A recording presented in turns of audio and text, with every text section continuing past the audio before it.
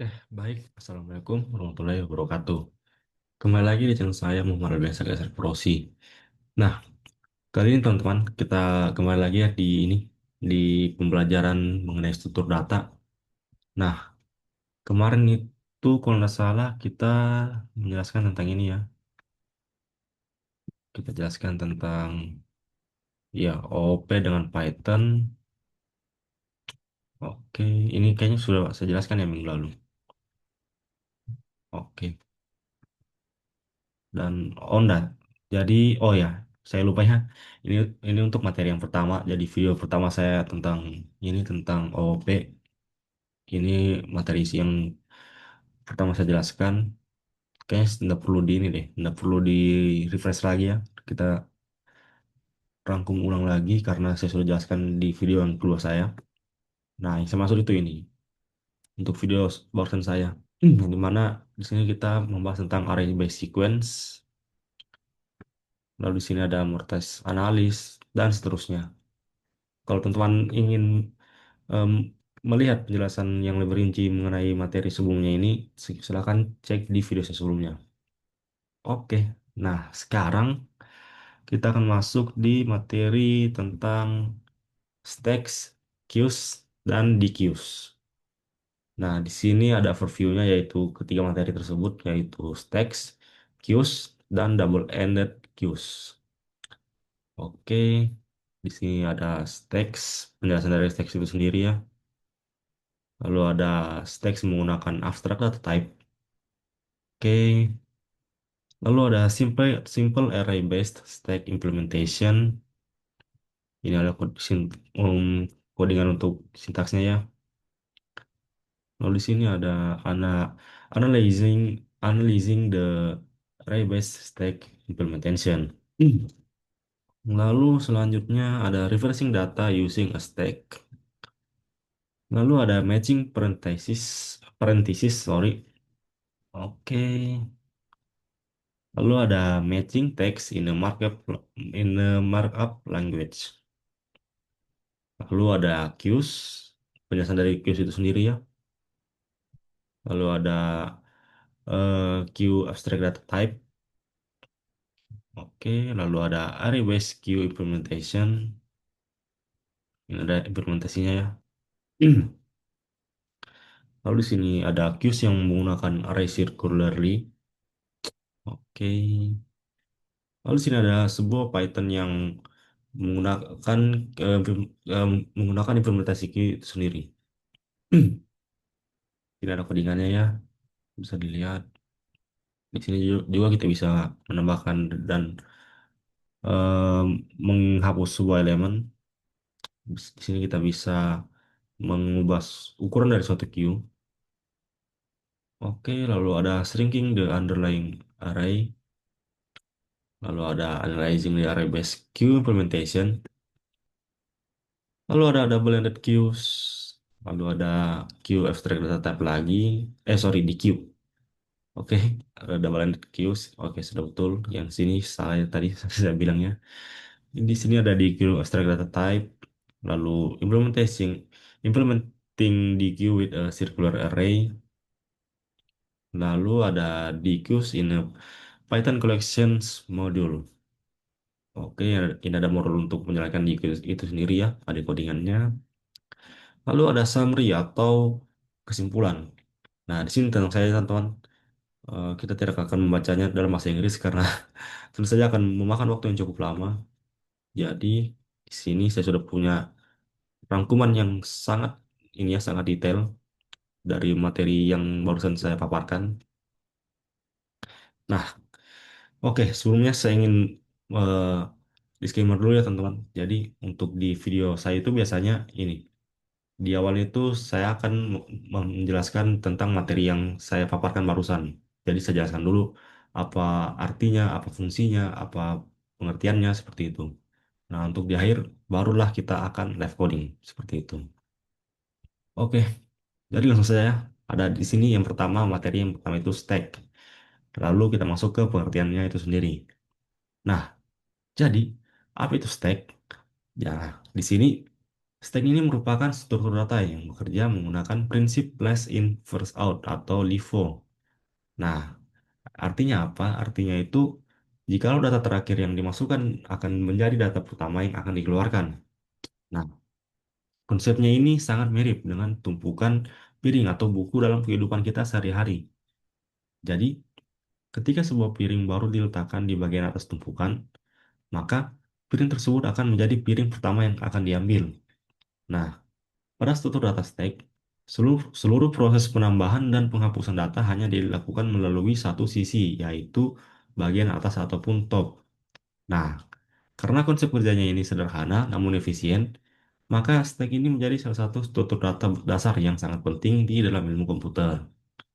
Nah, di dalam dunia komputer juga, stack ini digunakan pada banyak sistem dan juga aplikasi.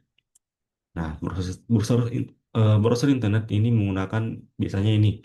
Dia itu menggunakan sebuah stack untuk menyimpan riwayat halaman atau page yang sebelumnya dibuka sehingga pengguna atau user dapat kembali menggunakan tombol back atau kembali. Nah, selain itu juga, aplikasi pengolah dokumen memanfaatkan stack pada fitur undo atau kembali ke belakang maksudnya, untuk membatalkan perubahan terakhir yang dilakukan oleh user atau pengguna. Nah, stack juga digunakan dalam proses pengambilan function atau fungsi program melalui call stack, yaitu tempat menyimpan sementara informasi fungsi atau function yang sedang dijalankan oleh sebuah program. Nah, karena stack ini hanya bekerja pada satu sisi, maka proses pengolahan data ini menjadi sangat cepat dan juga efisien. Lalu kita lanjut pada pengoperasian dari stack itu sendiri. Nah, jadi teman-teman sekalian, pada stack terdapat beberapa operasi utama atau operating system yang digunakan untuk mengelola sebuah data itu sendiri. Nah, operasi pertama yang biasanya itu digunakan namanya itu push. Nah, apa itu push? Push itu biasanya ini sebuah operasi yang digunakan untuk menambahkan sebuah elemen baru ke bagian atas stack. Nah, jadi setiap elemen yang dimasukkan akan ditempatkan di posisi paling atas sehingga menjadi elemen terakhir yang masuk. Nah, lalu yang kedua itu adalah pop. Nah, pop ini merupakan sebuah operasi yang gunanya itu untuk mengambil sekaligus menghapus sebuah elemen paling atas dari sebuah stack. Nah, karena stack ini menggunakan prinsip LIFO, maka elemen yang terakhir dimasukkan dan eh, elemen yang terakhir dimasukkan itu akan menjadi sebuah elemen pertama yang akan keluar seperti itu. Nah, setelah itu selain push dan pop juga terdapat operasi tambahan seperti top untuk melihat elemen paling atas tanpa menghapusnya. Nah, operasi ini juga berguna ketika program hanya ingin mengetahui data terakhir yang disimpan. Nah, setelah itu ada lagi operasi is underscore empty. Nah, fungsinya ini untuk memeriksa apakah stack kosong atau tidak. Lalu, serta operasi len untuk mengetahui jumlah elemen yang ada di dalam sebuah stack itu sendiri. Nah, operasi-operasi yang saya sudah jelaskan barusan itu membuat stack menjadi struktur data yang sangat efisien. Karena apa? Karena seluruh akses hanya dilakukan pada satu sisi saja. Nah, sebagian besar operasi pada stack dapat dilakukan dalam waktu nol. Oh ya, dalam ini eh, dalam di bawah 1 detik atau 0, milisecond bisa dibilang. Oke, lalu di sini ada pengimplementasian sebuah stack menggunakan Python list. Nah, jadi teman-teman, pada materi ini dijelaskan bahwa stack dapat diimplementasikan menggunakan sebuah list Python karena list memiliki karakteristik yang sesuai dengan prinsip leave all. Nah, penambahan elemen ini dilakukan menggunakan append, sedangkan penghapusan elemen dilakukan menggunakan pop. Nah, dengan menggunakan dua fungsi atau dua function tersebut, maka stack dapat dibuat dengan sederhana namun tetap memiliki performa yang baik. Nah, selain itu juga, implementasi stack ini biasanya dibuat dalam bentuk class. Agar apa? Agar lebih terstruktur dan mudah digunakan kembali. Nah, di dalam kelas juga tersebut ini terdapat sebuah list sebagai tempat penyimpanan data stack. Nah, selain itu juga bisa dibuat exception khusus agar programnya itu dapat memberikan pesan error ketika user atau pengguna mencoba mengambil elemen dari stack yang kosong. Nah, pada implementasi stack berbasis array, sebagian besar operasi atau operation itu seperti contohnya tadi yang saya sudah jelaskan, yaitu push, pop, top, dan isempty ini biasanya memiliki kompleksitas waktu 0, milisecond atau di bawah 1 detik. Oke, lalu di sini ada reversing data menggunakan stack. Nah, jadi teman-teman, salah satu penerapan penting stack yaitu adalah untuk membalik urutan data ataupun reversing data. Nah, karena ini bekerja menggunakan prinsip LIFO, maka data yang dimasukkan ini terlebih dahulu akan keluar terakhir sehingga urutan data otomatis menjadi terbalik. Nah, contohnya apa? Contohnya, jika huruf A, B, dan C dimasukkan ke dalam stack secara berurutan, maka ketika dikeluarkan itu hasilnya akan menjadi C, B, lalu A. Seperti itu. Jadi, kalau mau digambarkan itu, kalau stack ini kayak ini. Kalau misalnya pada umumnya itu yang yang masuk pertama itu biasanya kan yang keluar pertama juga. Nah, sementara kalau di stack ini dia kebalikannya. Kalau misalnya ada satu orang yang masuk duluan dan ada yang masuk telat, maka yang keluar itu yang masuk telat terlebih dahulu baru yang masuk yang terakhir itu yang masuk pertama seperti itu. Nah, dari lanjut, teknik reversing ini menggunakan stack sering digunakan dalam pengolahan teks maupun manipulasi data lainnya. Nah, misalnya apa? Untuk ini, membalik isi file dan juga membalik kalimat ataupun membalik urutan elemen dalam sebuah list. Nah, selain itu juga, stack ini biasanya digunakan dalam pencocokan data kurung ataupun matching parenthesis, yang dimana di dalam bahasa pemrograman, tanda kurung harus memiliki pasangan yang benar agar sintaks programnya itu valid. Nah, lalu ketika program menemukan tanda kurung buka, maka simbol tersebut akan dimasukkan ke dalam stack. Nah, ketika tanda kurung juga ditutup, maka sistemnya itu akan mengambil simbol terakhir dari sebuah stack lalu mencocokkannya. Nah, jikalau seluruh pasangan cocok dan stack kosong di akhir proses, maka expression-nya itu akan dia anggap valid seperti itu. Nah, di sini lalu ada lagi nih ya, contoh dan implementasi stack dalam dunia nyata. Nah, misalnya di sini. Contoh paling sederhana dari stack dalam kehidupan sehari-hari itu adalah sebuah tumpukan piring. Nah, ketika sebuah piring baru ditambahkan, maka piring tersebut akan diletakkan di bagian paling atas. Nah, saat seseorang ingin mengambil sebuah piring, maka piring yang berada paling atas akan diambil terlebih dahulu. Nah, hal ini sesuai dengan prinsip stack yaitu last in first out ataupun leave all, di mana barang terakhir yang masuk menjadi barang pertama yang keluar. Nah, seperti yang saya jelaskan barusan, yaitu untuk ini ya untuk pengantrian misalnya ada orang yang atau gambaran itu kayak ini, kayak di kelas lah. Misalnya ada siswa yang masuk di kelas pertama, yang masuk awal, lalu ada siswa yang masuk di akhir. Nah, penggambaran ini tuh kalau untuk stack, kalau pada umumnya itu biasanya siswa yang masuk awal itu akan pulangnya lebih awal juga. Nah, kalau stack tidak, stack itu kebalikannya. Jadi siswa yang masuk telat itu dia dia yang akan pulang lebih awal. Nah, sementara yang siswa yang datang pada waktu awal, maka dia itu akan pulangnya paling akhir juga. Seperti itu. Nah, di sini ada lagi contoh yang lainnya, selain tumpukan piring, stack juga dapat ditemukan pada tumpukan buku. Nah, ketika buku baru diletakkan di atas tumpukan, maka buku tersebut akan menjadi buku yang pertama yang akan diambil. Jadi, semakin banyak buku ditambahkan, maka urutan pengambilannya akan selalu dimulai dari bagian atas tumpukan. Nah, dalam teknologi modern, Stack juga digunakan pada browser internet, di mana ketika user atau pengguna membuat sebuah halaman website baru, maka browser akan menyimpan riwayat halaman sebelumnya.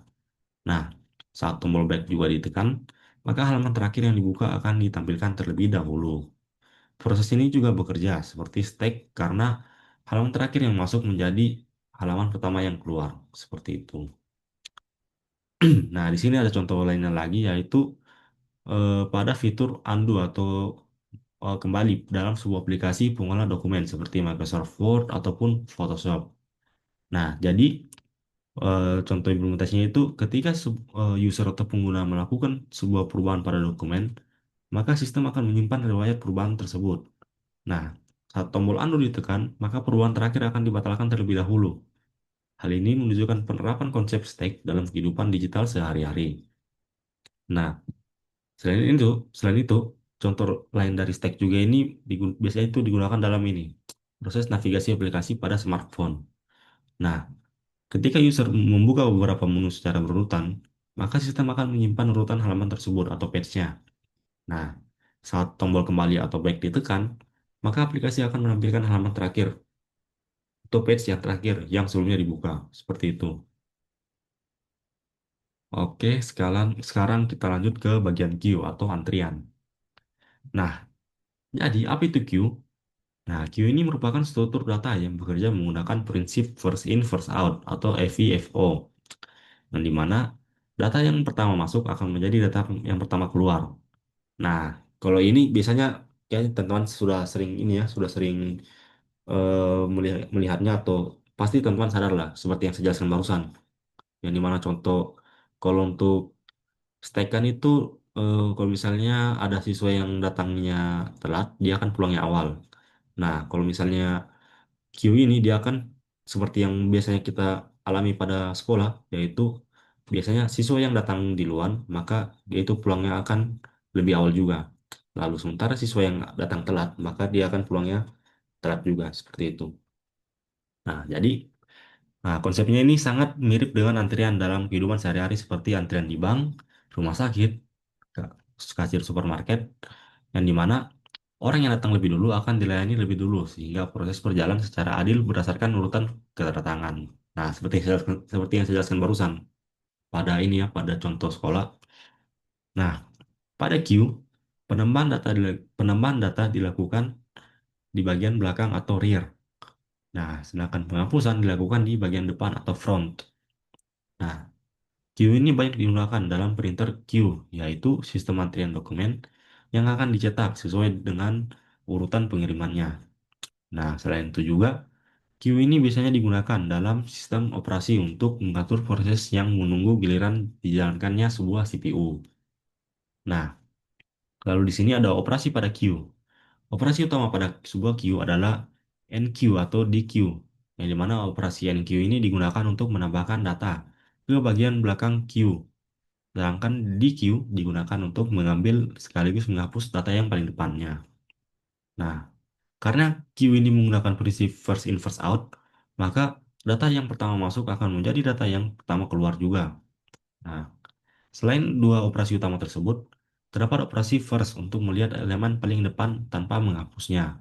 Jadi, operasi first ini biasanya kita mengcek saja, mengcek elemen paling depannya itu, tapi kita tidak eh, kayak kita ini ya, kayak kita tidak melakukan apa-apa pada elemen paling depannya, seperti itu. Nah, kemudian terdapat is underscore empty atau is empty, yang dimana gunanya ini untuk memeriksa apakah queue ini kosong serta len untuk mengetahui jumlah elemen yang terdapat dalam sebuah queue.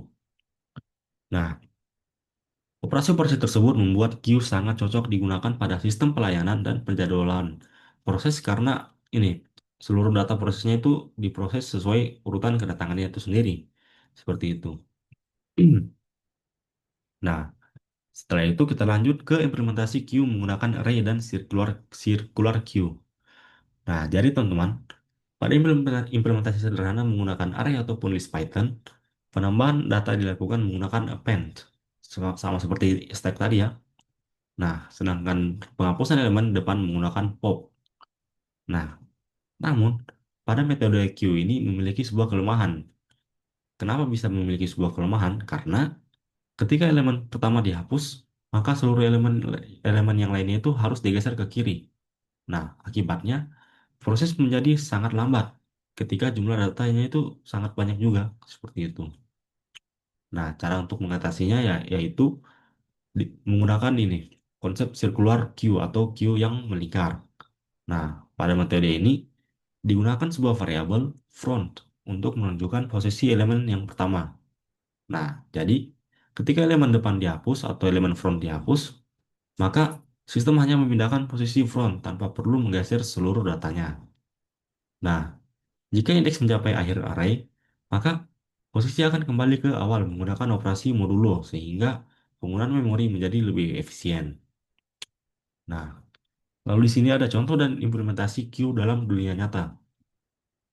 Nah, jadi teman-teman, queue ini sebenarnya dapat ditemukan pada berbagai aktivitas sehari-hari yang berhubungan dengan antrian.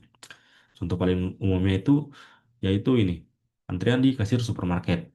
Nah, jadi orang yang datang lebih dulu akan dilayani lebih dahulu juga. Nah, sedangkan orang yang datang belakangan atau yang telat harus menunggu giliran. Nah, konsep ini tuh sangat sesuai dengan prinsip queue, yaitu first in, first out atau FIFO.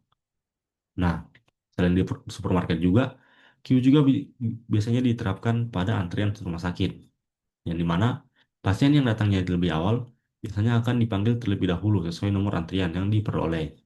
Nah, sistem ini membantu pelayanan berjalan lebih tertib dan adil bagi seluruh pasien. Tapi kalau untuk masalah rumah sakit ini sebenarnya ini ya, eh, lebih cocok untuk eh, pemeriksaan ini, antrian untuk pemeriksaan kesehatan dari calon pasien. Tapi kalau misalnya kasusnya ini digunakan di UGD kayaknya di UGD atau IGD kayaknya kurang ini ya teman-teman, kurang cocok karena kalau untuk di UGD atau IGD itu biasanya ini mereka itu tidak menggunakan antrian lagi tapi lebih mengutamakan yang mana yang lebih darurat kondisinya seperti itu. Oke, lalu contoh lain biasanya itu terdapat juga pada antrian kendaraan di gerbang tol. Nah, yang dimana mobil yang tiba lebih dulu akan ini melewati gerbang terlebih dahulu sebelum kendaraan yang lain yang datang setelahnya. Jadi, konsep queue itu membuat lalu lintas kendaraan menjadi lebih teratur dan mengurangi kekacauan. Nah, di dalam dunia teknologi juga, queue ini biasanya digunakan pada sebuah printer, yang dimana ketika banyak pengguna mengirim dokumen untuk dicetak, maka printer akan mencetak dokumen sesuai urutan pengiriman. Nah, dokumen yang dikirim juga lebih dulu akan diproses yang akan diproses lebih dulu juga dibandingkan dengan dokumen yang dikirim belakangan. Nah, queue juga biasanya digunakan pada layanan customer service atau CS. Nah, pelanggan yang menghubungi layanan lebih dulu akan masuk ke antrian pertama dan dilayani yang terlebih dulu juga. Nah, dengan cara pelayanan ini akan menjadi ini lebih teratur dan sistematis juga. Seperti itu untuk bagian queue, teman-teman. Nah, sekarang kita lanjut ke bagian DQ. Nah, di sini kita langsung masuk ke bagian pengertian dan operasinya juga ya pada DQ ini. Nah, jadi apa itu DQ? DQ atau Double-Ended Queue merupakan struktur data yang memungkinkan penambahan dan penghapusan data dilakukan dari dua sisi sekaligus, yaitu di mana yaitu di depan dan belakang. Nah, karena fleksibilitasnya ini, DQ biasanya dianggap lebih umum dan ini biasanya itu lebih umum dibandingkan stack dan queue itu sendiri. Nah, jikalau stack hanya bekerja dari satu sisi saja dan queue mengikuti aturan FIFO atau first in first out, maka di queue ini memungkinkan memanipulasi data secara lebih bebas sesuai kebutuhan programnya itu sendiri. Nah, pada DQ terdapat beberapa operasi utama seperti menambahkan elemen di depan, menambahkan elemen di belakang, menghapus elemen di depan, dan menghapus elemen di belakang. Nah, selain itu juga terdapat operasi untuk melihat elemen pertama dan terakhir tanpa menghapusnya. Nah, dengan akses dari dua sisi ini, DQ sangat cocok digunakan pada sistem yang membutuhkan pengolahan data secara dinamis dan fleksibel. Nah, lalu kita lanjut dalam ini. Implementasi DQ menggunakan circular array. Nah, DQ ini biasanya diimplementasikan menggunakan circular array atau yang hampir sama dengan queue yang melingkar. Nah, perbedaannya apa saja? Perbedaannya yaitu adalah DQ harus mampu menangani perpindahan indeks ke dua arah sekaligus. Nah, oleh karena itu, pengelolaan posisi depan dan belakang menjadi lebih kompleks dibanding queue yang biasa. Nah, Python menyediakan DQ melalui modul collections. DQ bawaan Python biasanya dirancang agar operasi penambahan dan penghapusan dari kedua sisi dapat dilakukan dalam waktu 0,5 second atau under ini, under sedetik. Nah, karena performanya yang sangat baik inilah, DQ biasanya sering digunakan dibandingkan list biasa ketika membuat operasi dua arah atau double ini eh, operasi yang double lah arahnya seperti itu. Lalu DQ juga banyak digunakan dalam aplikasi real time, buffering data, sistem antrian kompleks, dan berbagai algoritma pemrosesan data modelan seperti itu. Nah, lalu yang terakhir teman-teman ada contoh dan implementasi DQ dalam dunia nyata itu sendiri. Nah, jadi DQ atau double ended queue merupakan struktur data yang lebih fleksibel. Kenapa? Karena penambahan dan penghapusan data dapat dilakukan dari dua sisi sekaligus, yaitu depan dan belakang, seperti yang saya jelaskan barusan. Nah, dalam kehidupan sehari-hari, DQ dapat dianalogikan seperti antrian pelanggan di restoran. Nah, terkadang pelanggan pertama dapat kembali masuk ke depan antrian jika meja yang tersedia ternyata belum siap untuk digunakan. Nah, sebaliknya, pelanggan terakhir juga dapat keluar dari antrian karena tidak ingin menunggu terlalu lama. Nah, situasi seperti ini menunjukkan bahwa data atau orang dapat keluar maupun masuk dari kedua sisi antriannya itu sendiri juga. Nah, contoh lain dari DQ ini juga terdapat pada tempat parkir kendaraan, yang dimana eh, ini biasanya kendaraan dapat masuk dari depan maupun belakang juga, tergantung kondisi dari area parkir tersebut. Nah, hal ini menunjukkan fleksibilitas DQ dibandingkan DQ biasa atau Q biasa, sorry. Nah, DQ juga dapat ditemukan pada playlist musik di aplikasi pemutar lagu seperti Spotify dan lain-lain. Yang dimana user dapat menambahkan lagu baru di awal playlist ataupun di akhir playlist juga sesuai kebutuhan. Nah, lagu juga dapat dihapus dari bagian depan maupun belakang daftar lagu. Seperti misalnya ada 1 sampai 10 lagu yang kita gunakan. Nah, kita bisa menghapus lagu yang pertama, yang nomor urut pertama dan juga nomor urut 10. Jadi sesuai bebas kita yang mana kita mau hapus seperti itu. Nah, di dalam dunia teknologi juga, DQ ini biasanya digunakan pada buffering video streaming atau streaming video online, di mana data video baru ditambahkan di bagian akhir, sementara data lama yang sudah diputar dapat dihapus dari bagian depannya juga. Nah, maka dengan cara ini, aplikasi streaming dapat berjalan lebih lancar dan efisien. Nah, oke teman-teman, untuk itu saja bagian penjelasan mengenai materi-materinya. Sekarang kita lanjut ke bagian live coding.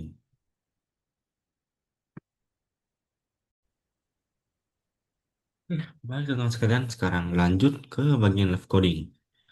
Nah, di sini langsung saja kita akan mencoba codingan dari materi dan submateri yang kita jelaskan sebelumnya. Jadi langsung saja sekarang kita masuk ke bagian start dulu ya teman-teman. Oke, di sini langsung saja ya. Nah, sini kita klik buat print, misalnya sehingga tulis contohnya stek 1. Nah, lalu di bawahnya kita buat sebuah functionnya. Lalu kita buatkan ini. Hmm. Oh ya, kayaknya tidak usah kita tambahkan ini ya. Ini kita hapus saja. Oke, kita hapus. Lalu kita buat kita menambahkan eventnya teman-teman. Event. Kita kasih contoh misalnya apa yang bagus ya. Oh, buku. Buku boleh nih. Misalnya buku A. Lalu kita buat lagi stack event buku B. Ini sudah ada ya, dia tunjukkan. Lalu di bawahnya lagi stack event. Oke, sorry. Nah, offset sedikit ya. Lalu buku C. Buku C. Setelah itu kita minta print stacknya. Print misalnya isi stack contohnya ya. Print isi dari stack. Tag, lalu masukkan ini.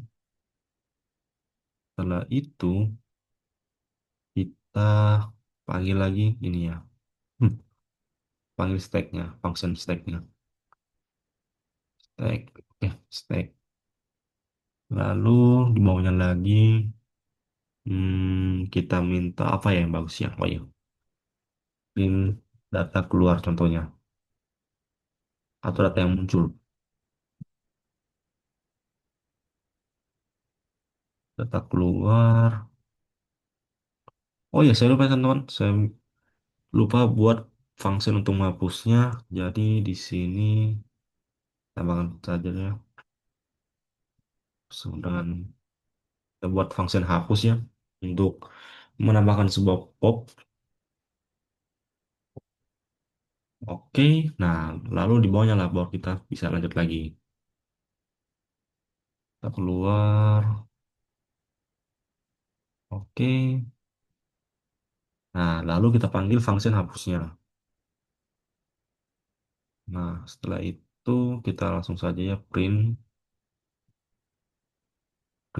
misalnya stack yang keluar atau stack yang muncul. Stack yang muncul. Oke. Lalu kita panggil function stack-nya lagi. Kita hapus.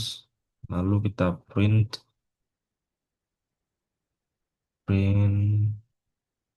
backslash yang lupa lalu n. Nah, sekarang kita coba apakah dia akan error. Nah, maka hasilnya akan berjalan ya teman-teman. Nah, akan seperti ini hasilnya. Jadi, oke, tunggu dulu ya. Oke.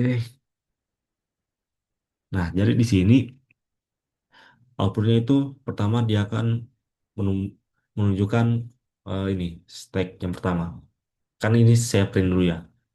Nah, di sini isi stack satu ya. Saya print buatkan ini. Lalu isi stacknya, yang dimana isi stack ini dia akan memanggil function stack ini sendiri. Lalu setelah itu dia akan menghapus. Kan di sini ada ABC. Nah, di sini yang kita hapus itu adalah stack yang ke B atau stack buku yang kedua atau yang ke B.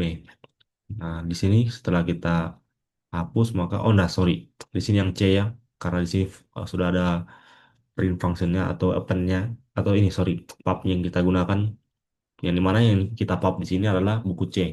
Maka silakan seperti ini A dan B. C-nya tidak ada karena kita sudah pub seperti itu. Oke, kita lanjut lagi ya. Kita tes lagi, kita belajar sama-sama teman-teman. Nah, di sini kita coba bikin yang ketiga, step ketiga. Oke, misalnya di sini step 2. Nah, step 2 setelah itu kita buat apa yang bagus ya? Oh ya, kayaknya untuk modelan sintaksnya kayak udah beda jauh ya. Hmm, udah usah oke. Nah, di sini kita coba tambahkan len. Len, oh, sorry. Oke. Hmm, Stack. Lalu setelah stack kita di sini misalnya sama dengan 0, lalu di bawahnya print stack kosong. Nah, lalu di bawahnya kita coba tambahkan F-nya, else-nya lagi. Sorry. Oh, enggak usah kita hmm, apa ya? Enggak usah kita tambahkan dulu else-nya. Kita coba buat stack pen. Stack pen, misalnya di sini. 10. Lalu stack open yang kedua. Di sini kita menggunakan 20, 30, dan seterusnya. 10. Santai saja nunggu di sini 20. Sininya saya hapus. Itu ini 30. Oke, 30, 40, 50.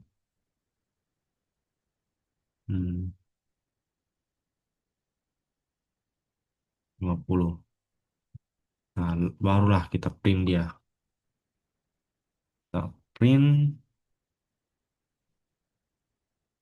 Oke, isi stack.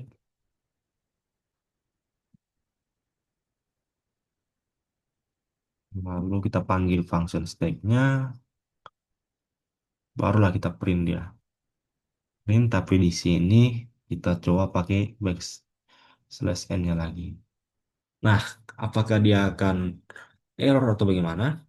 Sekarang kita tes dulu ya teman-teman. Oh ya, saya lupa. Ini harusnya saya kill dulu. Nah, baru kita run ulang. Oke, maka akan berjalan ya teman-teman. Di sini pertama stacknya itu stack kosong. Setelah kita mengisi stacknya, dia akan muncul 10, 20, 30, 40, dan 50 seterusnya. Tapi di sini kita coba ya teman-teman, kita tambahkan codingan yang baru lagi. Karena di sini ada yang menggunakan while len, dan print. Sekarang coba kita tesnya. Di bawahnya bahkan while len stack. Oke, jika kurang dari nol,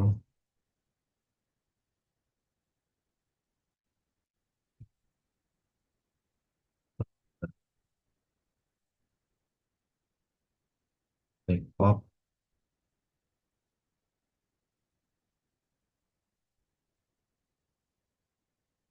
print,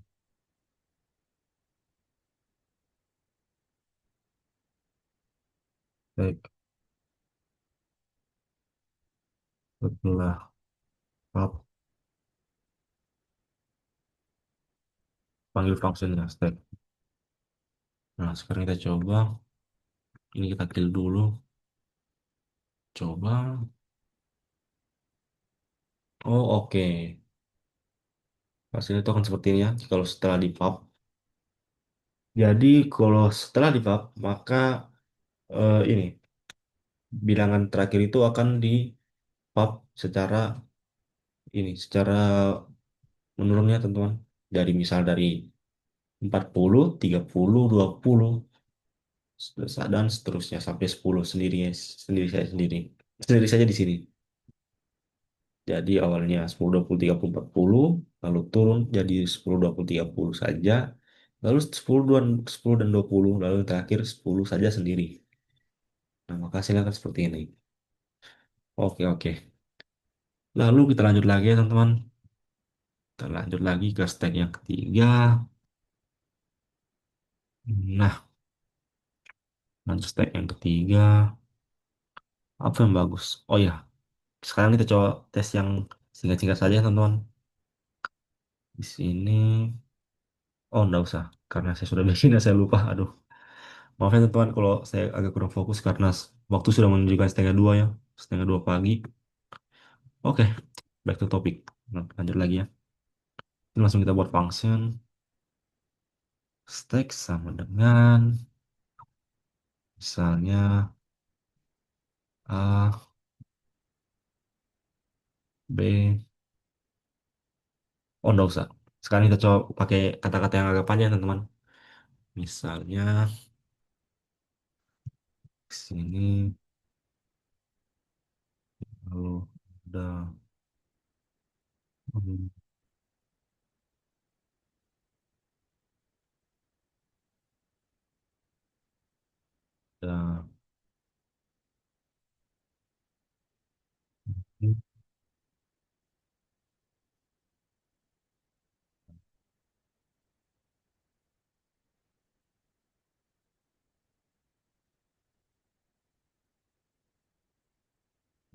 ada ini. Nah, setelah itu. Kita coba lagi di bawahnya. Nah, di sini kita print. Misalnya, nah itu sudah ada ya, ditujukan.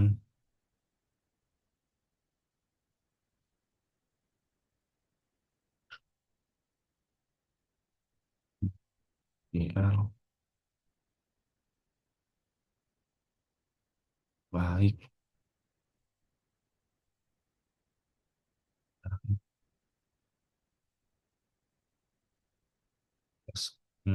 Baik sesuai urutan.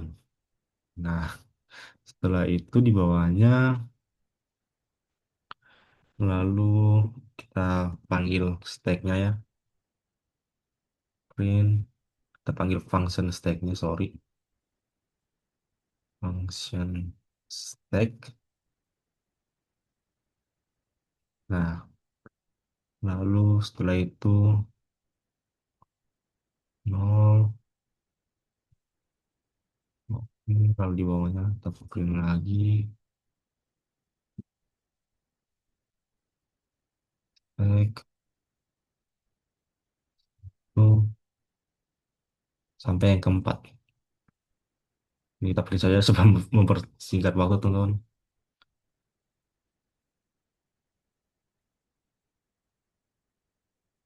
Hmm.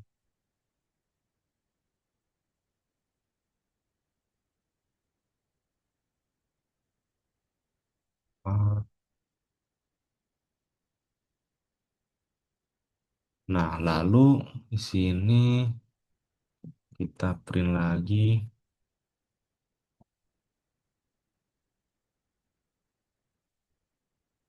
daftar.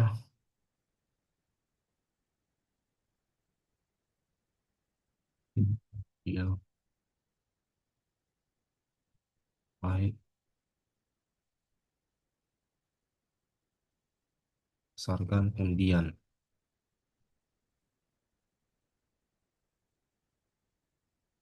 Atau kayaknya enggak usah ya. Kita coba running yang stack awalnya dulu atau print awalnya dulu. Seperti apa hasilnya?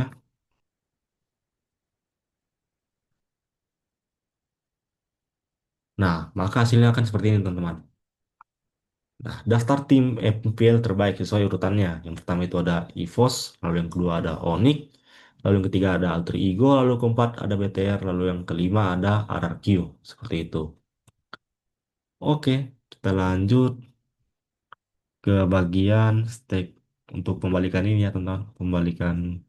Oh ya, kayaknya bisa ya. Oh ya, kayaknya sekalian saja, teman-teman. Kita balikan ini ya. Kita balikan atau kita hapus coba sekalian ya, agar mempersingkat waktu. Pop. Nah, kita print stacknya. Hasilnya seperti apa? Oke, sorry. Nah, oh oke oke.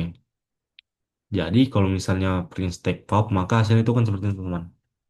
Maka dia akan membalik.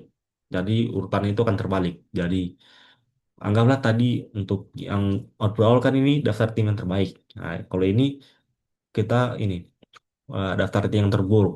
Jadi yang paling terburuk itu yang pertama ada RRQ, lalu yang kedua ada BTR, lalu ketiga ada Alter Ego atau AE, lalu keempat ada Onyx, lalu yang terakhir kelima ada EVOS. Seperti itu. Oke, kita buat lagi stack yang baru. Oke, sorry. Nah, ini kita hapus saja. Kita tinggal ganti ini saja, stack yang keempat. Nah, untuk stack yang selanjutnya ini, kita coba ini, teman-teman. Misalnya buat teks ya, teks sebenarnya kita buat function ya, function Python. Nah, setelah itu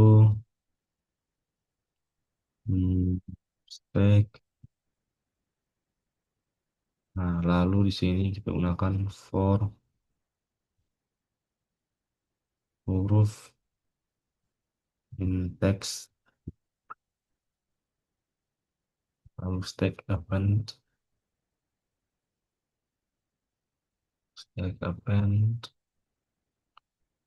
lalu kita buat lagi huruf, lalu print, misalnya di sini, hmm, oh enggak usah, ini kita kesampingan dulu ya, teman-teman. Atasnya itu harusnya kita buat ini, kita buat function lagi, kita buat function hasil, dan oke, itu saja. Setelah itu, di mana kita buat while. Kan di sini sudah ada for. Sekarang kita tes buatkan while dia.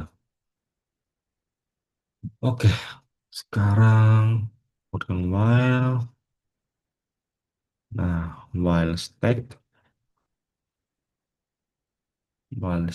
di sini misalnya still sama dengan stack pop. Nah, lalu di bawahnya kita print misalnya di sini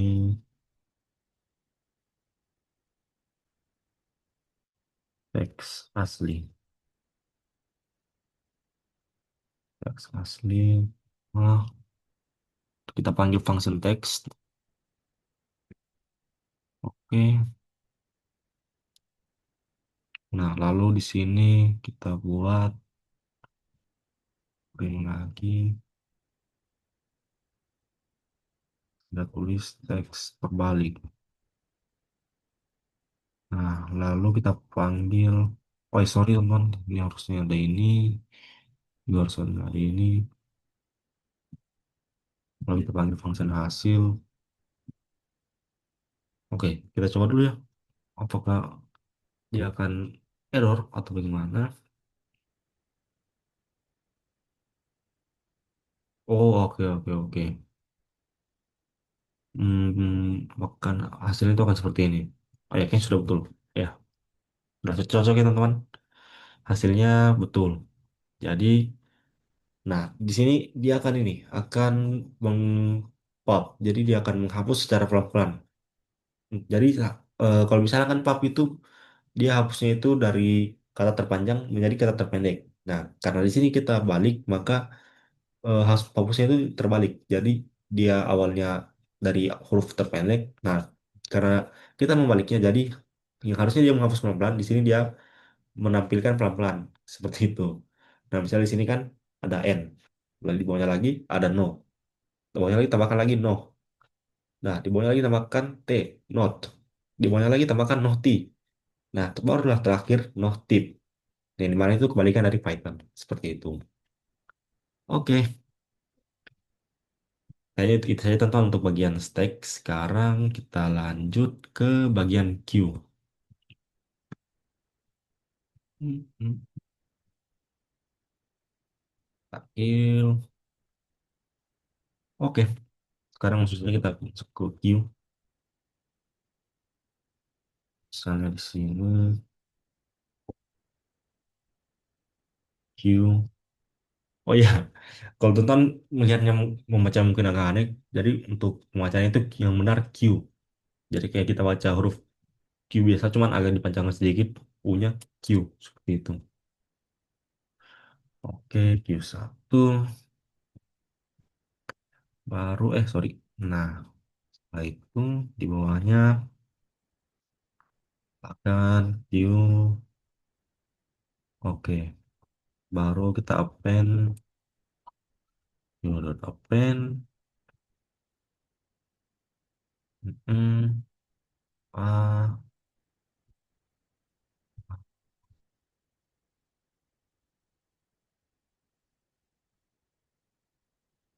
append P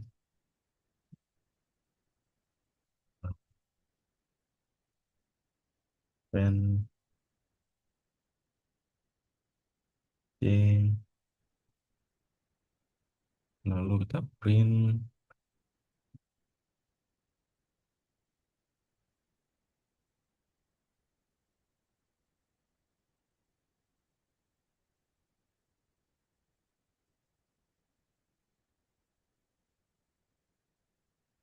panggil function Q-nya,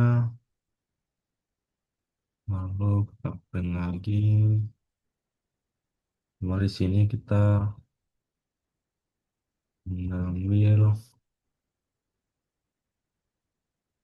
data Q-nya, kita panggil function Q pop-nya.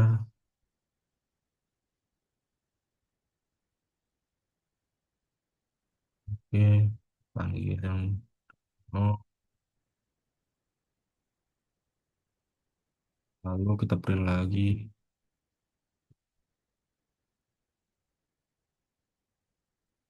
Lalu yang sekarang function Q, lalu di sini di bawahnya lagi print.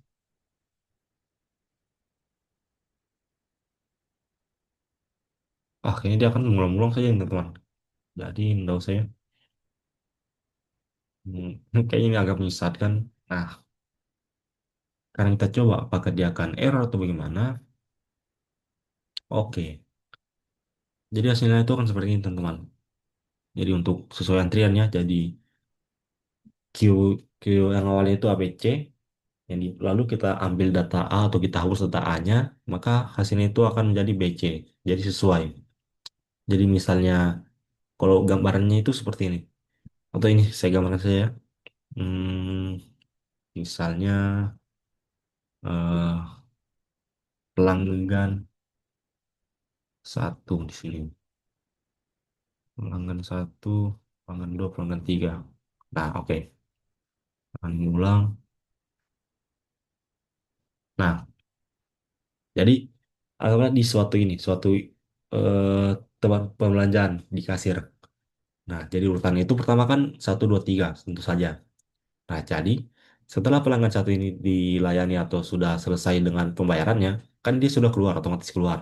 Nah, lalu maka antriannya itu akan sesuai lagi, akan sesuai antrian sebelumnya, ini mana pelanggan kedua itu di belakangnya pelanggan nomor satu, jadi otomatis dia yang akan ke depan, yang akan dikedepankan atau akan dilayani di luar.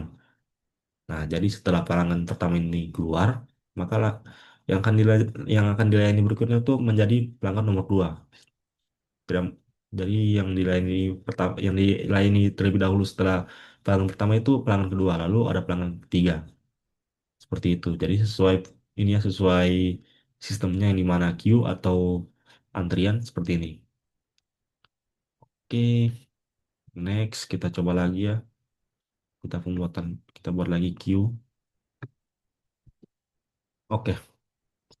Hmm, oh ya, sorry teman-teman. Ini harusnya oke. Yang saya hapus sintaksinya saja, printnya tidak usah ya. Sini buat print queue yang kedua. Lalu apa yang bagus ya? Oh ya, boleh. Misal di sini queue dengan ini, lalu kita gunakan len lagi. If len queue dengan nol print queue kosong. Oke. Lalu di bawahnya kita tambahkan queue pen. Lalu di sini misalnya datanya itu sebanyak 100. Nah, lalu kita print lagi. Kita print. Lalu setelah itu misalnya kita tambahkan teksnya teman-teman. Isi queue. Isi itu kita panggil function queue-nya. Nah, barulah kita print ln. Print backslash ln, sorry. Print backslash n. Nah, seperti ini. Oke, kita coba apakah dia akan error. Nah, maka hasilnya itu kan seperti ini teman-teman. Oke, tapi sekarang kita coba misalnya QPN-nya ini kita kasih nol. Karena kan di sini saya sudah tambahkan if ya. Coba. Nah, itu hasil itu kan seperti seperti ini teman-teman. Oke, next kita lanjut ke bagian Q selanjutnya.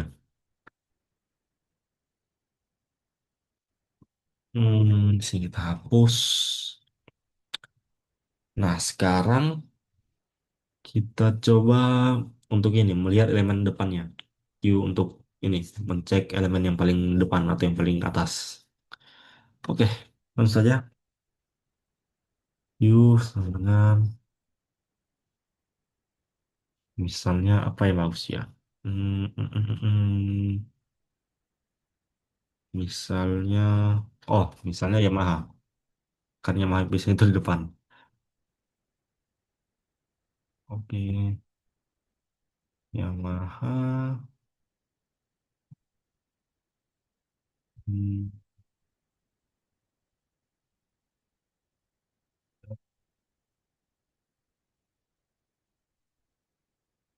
Lalu ada apa lagi ya yang bagus ya? Jangan Suzuki dan Kawasaki sih. Hmm, hmm, hmm. Apa yang bagus ya? Oh ya, Benelli. Oke, cukup tiga saja teman-teman. Oke, lalu di sini kita coba print, print isi Q, panggil fungsinya Q. Nah, setelah itu kita print lagi elemen depannya. Oke, lalu kita panggil di sini elemen depan. Oke, lalu kita panggil di sini Q. Oh,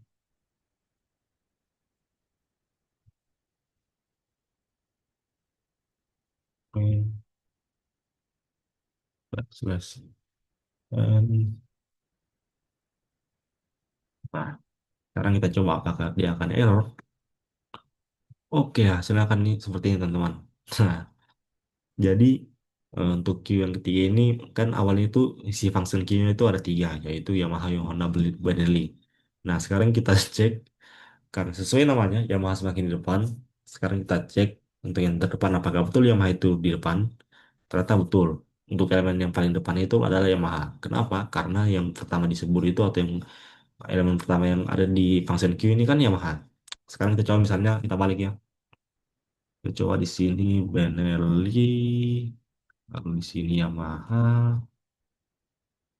oh tidak usah, misalnya Kawasaki, Saki, dan di sini kita coba Ducati. Nah, hmm, oke. Hmm,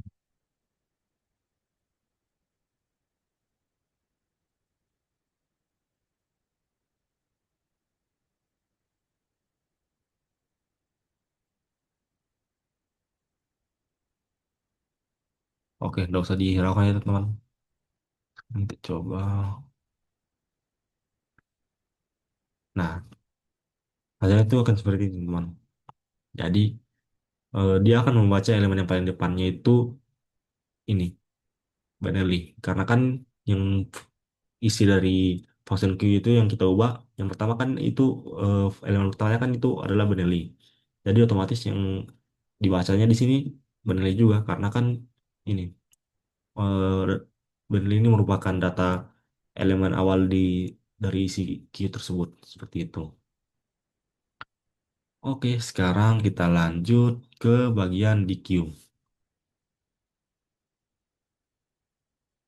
Ini kita hapus. Sini kita buat di. Oke, ini kita hapus. Kita buat di bib satu. Nah, oke teman-teman. Sekarang kita masuk ke bagian DQ. Nah, untuk DQ ini kita buat yang simple dulu ya. Print sini. Oh, nggak usah. Kayaknya kita buat function dulu ya, biar cepat. Q,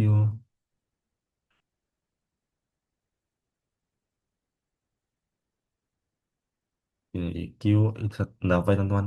Kak, karena kita itu bisa merah karena kita belum menambahkan semua function atau data atau metode. Oke, ini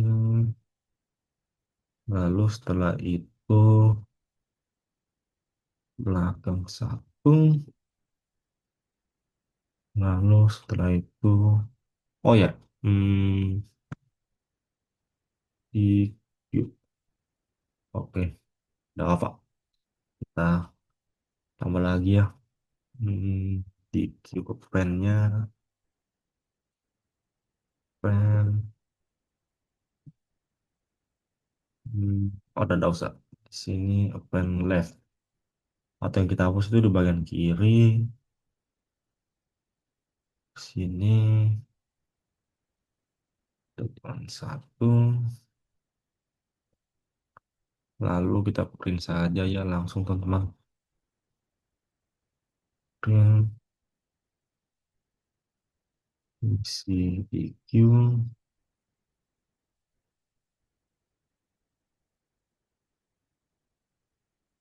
Lalu ada list belum DQ. Nah, setelah itu kita print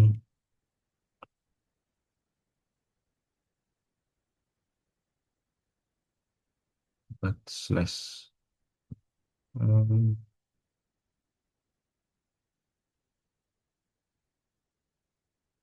Oke, ini ada error ya. Hmm, Kok bisa ya begini? Hmm,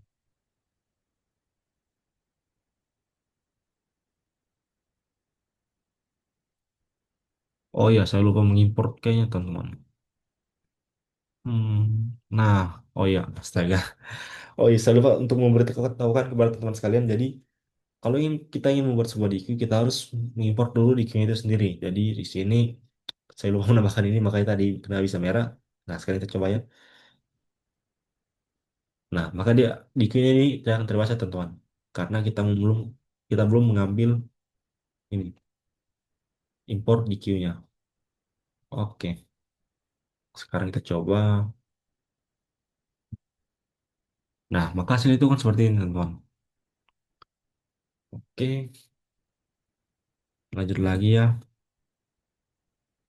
Sekarang kita coba untuk DQ yang kedua. Oke, DQ kedua, di sini kita hapus. Nah, di sini DQ sama dengan hmm, DQ. Misalnya di sini,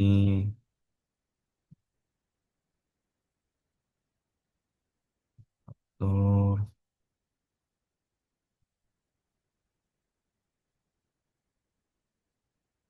di sini,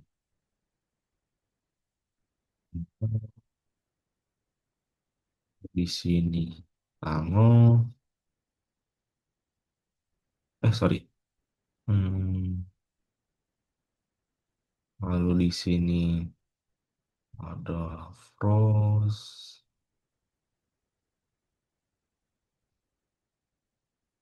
Nah, setelah itu di bawahnya kita minta print. Oh ya, saya lupa tambahkan lagi supaya lebih bervariasi ya, teman-teman. Ini tambahkan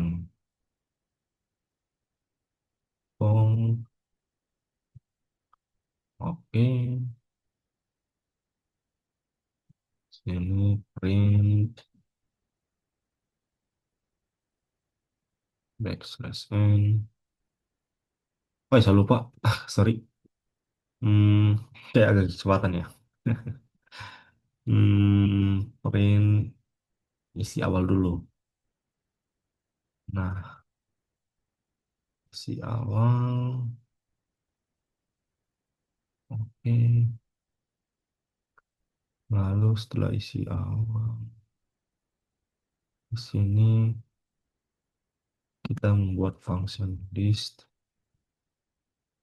di queue. Oke. Lalu di bawahnya kita minta di queue left, di bawahnya di queue up. Nah, barulah di bawahnya kita buat print ln-nya. Print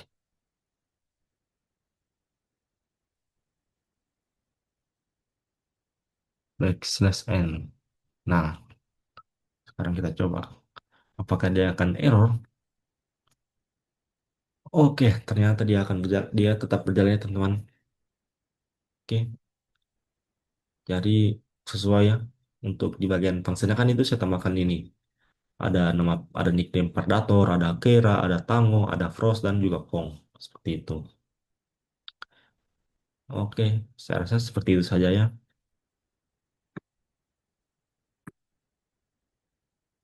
Baik teman-teman sekalian, saya rasa cukup sekian video struktur data yang ketiga saya.